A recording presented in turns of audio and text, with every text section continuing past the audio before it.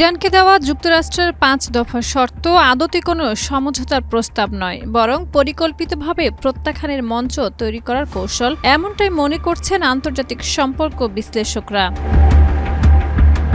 আগামী বুধবার ওয়াশিংটন ডিসিতে যুক্তরাষ্ট্রের প্রেসিডেন্ট ডোনাল্ড ট্রাম্পের সঙ্গে বসতে যাচ্ছেন দখলদার ইসরায়েলের প্রধানমন্ত্রী বেনিয়ামিন নেতানিয়াহু, যেখানে ইরান ইস্যুই থাকবে প্রধান আলোচ্য বিষয়। এই বৈঠকের প্রাক্কালে গত ৬ ফেব্রুয়ারি ওমানের রাজধানী মাস্কাটে যুক্তরাষ্ট্র ও ইরানের প্রতিনিধিদের মধ্যে পরোক্ষ আলোচনা অনুষ্ঠিত হলেও ইসরায়েলি সংবাদ মাধ্যম মারিভ জানায়, এই আলোচনার পটভূমিতে ট্রাম্প ইরানের সামনে ৫টি কঠোর ও সর্বাত্মক শর্ত তুলে ধরেছেন।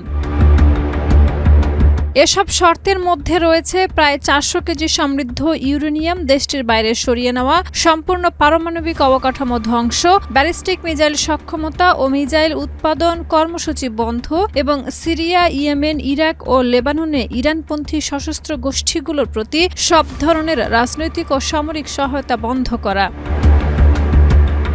চাথাম হাউজের পরিচালক ও প্রধান নির্বাহী ব্রন ওয়েন ম্যাডক্স মনে করেন, এসব দাবির মধ্যে সবচেয়ে ঝুঁকিপূর্ণ ও অগ্রহণযোগ্য শর্ত হল ইরানের ব্যালিস্টিক মিসাইল সক্ষমতা ধ্বংসের দাবি, কারণ এই মিসাইলগুলোই যুক্তরাষ্ট্র ও ইসরায়েলের সামরিক শ্রেষ্ঠত্বের বিপরীতে ইরানের একমাত্র প্রতিরোধমূলক শক্তি।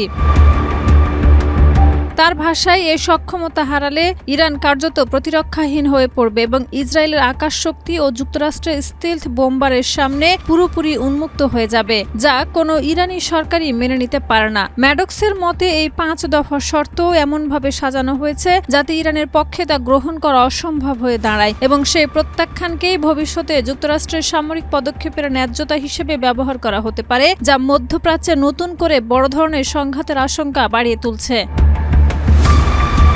শাহিদা রুবি, মাই টিভি।